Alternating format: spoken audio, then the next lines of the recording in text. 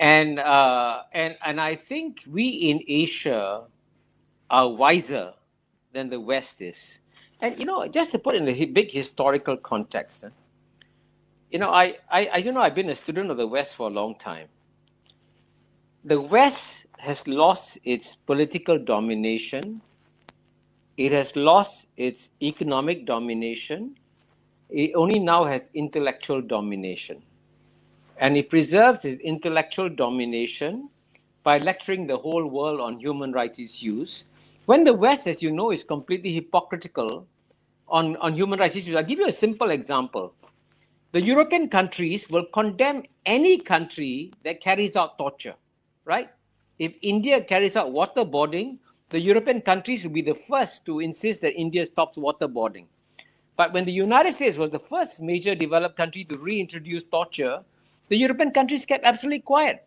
But whenever any government tries to criticize any country on human rights, I say they've got double standards. Because they will only criticize their adversaries. 这位分析师马凯硕，他一开始那个观点就很清楚，基本上就是所谓地缘政治现实主义的核心。简单讲国家跟国家之间看的是什么？不是看交情好不好，也不是价值观一样不一样，那是看什么？就是利益，非常实际，甚至可以说是冷冰冰的国家利益计算。他应该有举例子吧，不然太空泛了。有，他举了很有名的，就是冷战的时候啊，美国，你想想，美国当时竟然是选择跟毛泽东时代的中国合作，那时候中国人权状况争议更大。对哦，他没有选择民主的印度，反而去跟共产中国联手对抗苏联，对吧？这就是标准的利益压过价值观。所以这个逻辑放到现在也一样，美国拉拢印度，中国跟巴基斯坦走很近。谭仁威都是一样的道理，就是看地缘政治的利益合不合。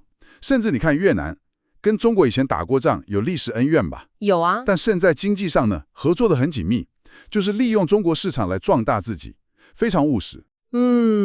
这确实给了我们一个提醒，就是说平常看国际新闻可能要分清楚台面上的说法跟台面下的利益驱动。So why does India always focus on problems of the past, on differences, and not focus on what can be done to learn lessons from others and learn to find a better way? There are better ways. How do you see, for example, the Pakistan-China equation? Well, I think, geopolitics, as I told you earlier, where just as the United States chose the world's largest communist country under Mao Zedong as a partner, countries don't care what your internal system is about. If it suits their geopolitical interests, they will work with the country. And right now, there's a convergence of geopolitical interests between Pakistan and China. So that's what happens. And just as there is, by the way, a convergence of geopolitical interests between India and United States today. That's what's happening also. And that is not driven by the fact that they like each other or believe in each other. It's about geopolitical interests. China and Vietnam are far greater adversaries. And look at the trade between Vietnam and China today. It's amazing. So, and at the end of the day, why is Vietnam doing this? Let me tell you why Vietnam is doing this. Vietnam is trading heavily with China, not because the Vietnamese love China. They are using China to make themselves strong in the same way that China used the United States to make itself strong. So you use your adversary to make yourself stronger. Now that's the best game of geopolitics you can play. 那既然讲到利益至上，下一个问题就来了。西方国家很爱讲的人权，这位分析师怎么看？这个部分他讲的可以说是非常不可气耶。他直接就批评西方国家，尤其是美国跟欧洲，在人权议题上就是虚伪、双重标准。有具体例子吗？有啊，比方说欧洲国家很爱谴责别国用酷刑，但是美国自己后来不是也用了吗？像那个水刑，欧洲国家打斗就安静了，我记得还有像是美国、英国以前支持南非种族隔离政权，对，没错，还把曼德拉列为恐怖分子很多年。后来曼德拉不是还得了诺贝尔和平奖？是啊，还有奥巴马访问印度，大谈多元价值，结果下一站去沙烏地阿拉伯，人权2个字好像就忘了。哇，这听起来确实是蛮讽刺的。不过主持人应该有反问吧？像是中国对维吾尔族穆斯林的争议。有，主持人提了，像新疆再教育营的问题，分析师的回应给很有意思。他先说他不赞成侵犯人权，但他接着就反问，奇怪，为什么是西方国家在批评啊？那些最相关的穆斯林国家自己怎么没先大声说话？他把问题丢回去了。对，然后很快又把话题拉回到他主要的批评点，就是西方的双重标准。所以他的意思是，人权常常变成西方拿来打击对手的工具，而不是一个普遍的原则。差不多就是这个意思。这个观点确实是蛮犀利的。Okay, I have some questions for you on our live stream that I want to actually just pick up one by one. First is that Abhishek Singh says the onus of resolving the differences between India and China at the moment should be on China. Why blame India? I'm sorry. I can only help you by being very frank. I've studied geopolitics for 50 years. I don't know of any geopolitical dispute where one side is 100% right and the other side is 100% wrong. So as you know, in the case of China and India, the border dispute, you also know that 3 times the Chinese leaders, Zhou Enlai, Deng Xiaoping, proposed to India, we will never be able to figure this all out, this border dispute. Why not just accept the line as it is and settle as it is? And as you know, 3 times India turned China down. That's also a fact. And frankly, I think it was unwise to turn down that offer. It was very unwise because that would have settled the matter. And as you know, China has settled its border disputes with Russia, with Vietnam, with Mongolia, with everybody else. It's settled. So it is possible to do a deal. And I think it's important, therefore, to figure out, at the end of the day, if you want to succeed, you got to figure out what are my bigger, more fundamental interests. And this is a marathon race between China and India. It's a marathon race. We will know the winner 100 years from now. And the marathon race will be determined by who has the stronger economic legs. 那用这种现实主义的眼光，他怎么看大家很关心的中印关系呢？特别是边界问题。边界问题啊，他的看法，可能有些印度朋友听了会不太舒服。他觉得以前中国像是周恩来、邓小平时代提过那个维持现状、搁置争议的方案，印度当时拒绝了，他认为这是不明智的。哦，他觉得印度也有责任。他暗示了这个意思。他还说，你看中国跟俄罗斯、越南很多邻国的边界问题都搞定了，言下之意就是问题不完全在中国这边。那经济方面呢？中印也在竞争嘛。经济上，他用了一个比喻，说是马拉松。现在谈输是赢还太早，要看100年后。关键还是经济实力。We have a question on our live stream from Sanjay who says, no, I don't agree. The free trade agreement between any country and China can only benefit China because trade with China is a one-way street. Okay. By the way, trade can never be one way. I think the point is that it's not a level. Excuse me. You know something? Yeah. If it was all one way, you know what's going to happen? Nobody, if others don't benefit from trading with China, then they won't have money to buy goods from China. To buy goods from China. And by the way, if you look at Southeast Asia again, it's amazing that the Southeast Asian economies, which were behind China in so many ways, many of them have surplus with China. And by the way, it is possible to negotiate a free trade deal with China where the China will give you unilateral concessions temporarily to enable you to catch up in the competition. And China was very generous to Southeast Asia in giving what they call an early harvest in that. 那贸易逆差呢？很多人说印度跟中国做生意都亏钱。这个说法他直接反驳了。他说：“你看东南亚很多国家对中国反而是顺差啊，而且像 FTA 那种自由贸易协定是完全可以谈判的嘛，去争取对自己有利的条件。”所以他觉得印度之前进 TikTok 那些中国 App 其实没什么用。对，他用的词是 peanuts， 小意思啦。小花生米，哈哈。就是说对中国经济根本没什么影响。他觉得中国现在心思完全放在跟美国的战略竞争上。对印度，他用的词是 indifferent， 就是相对来讲没那么在意。Sometimes some truths are very painful. The Chinese are very, very concerned about a war. But they're very concerned about a war with the United States.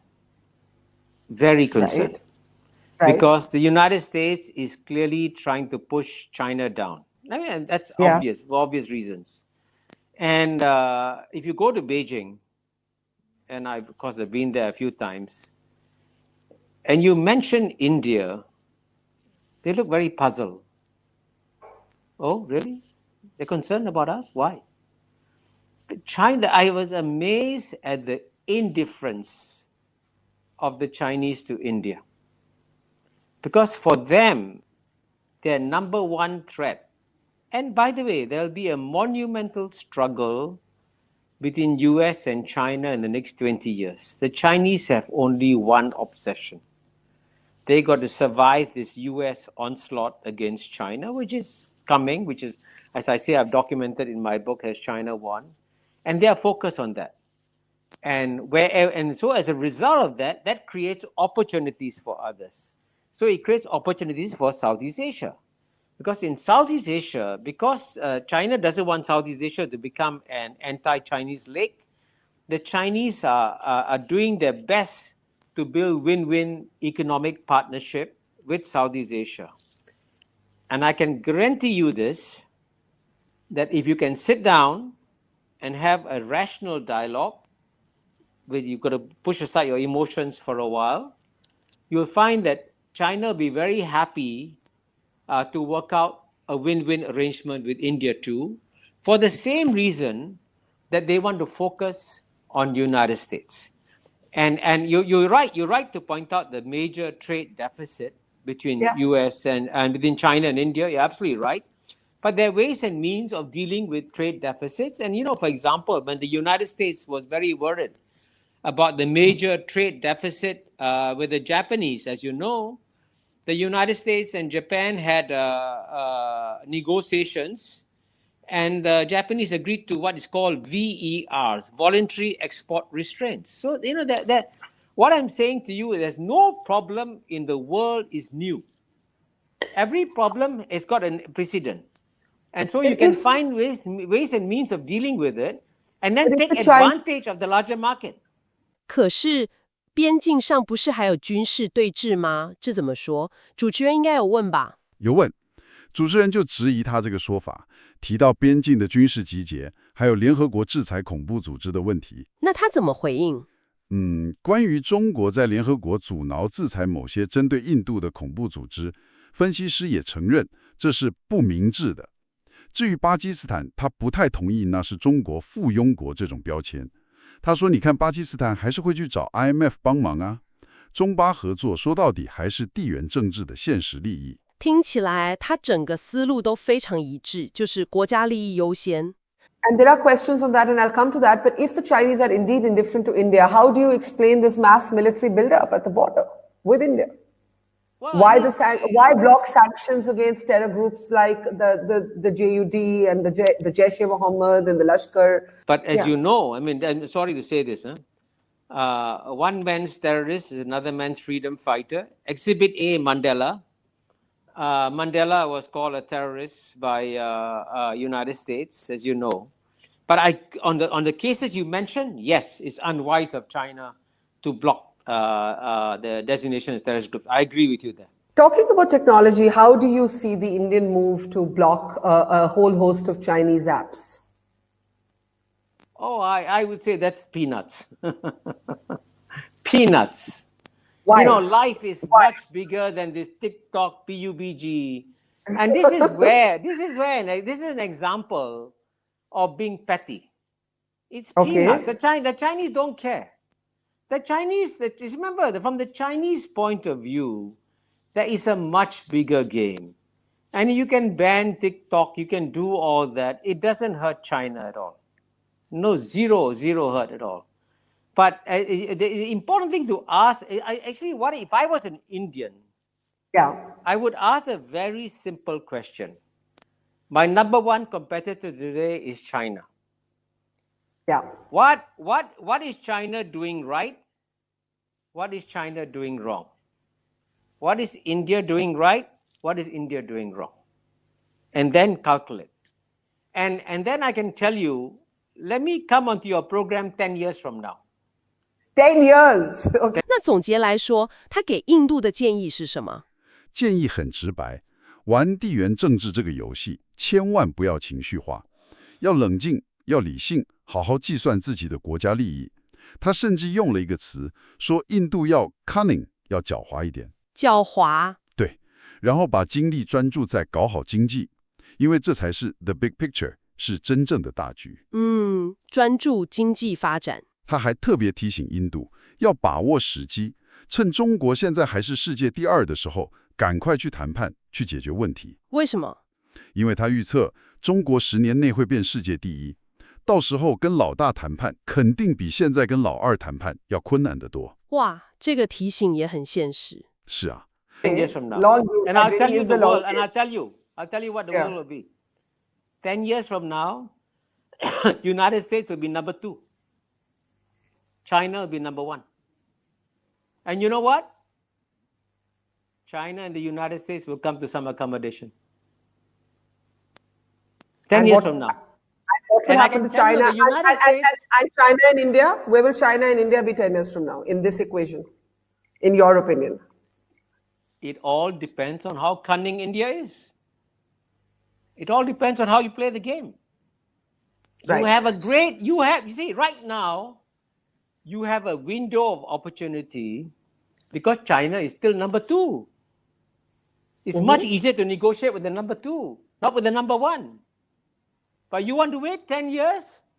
Then when you negotiate with the number 1, it's much harder.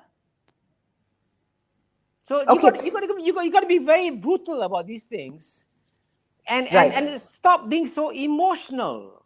I mean that's a fundamental problem with the way Indians look at the world.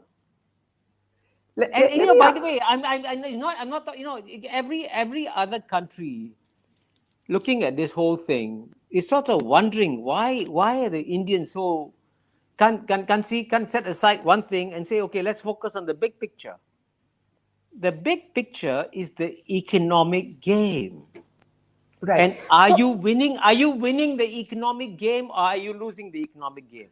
所以总结来说，这段讨论就是呈现了一种非常务实，甚至有点冷酷的地缘政治观点，一直强调国家利益最重要，也挑战了西方那套价值观外交。尤其对中印关系的分析，建议印度要放下情绪，专注经济，采取更务实甚至狡猾的策略。确实很值得我们思考。那么最后，我们想留给大家思考的是，这种彻底的国家利益优先的现实主义。如果一个国家真的完全照着做，全力冲经济、拼国力，可能会抓住哪些机会？这好像很诱人。对，但反过来想呢？对啊，反过来想，这样做又可能会忽略掉，甚至必须牺牲掉哪些我们可能也很重视的价值，比方说人权、公平，或者是一些国际道义。这中间的取舍跟平衡，或许就是我们在观察这个复杂世界时，一个永远需要思考的问题吧。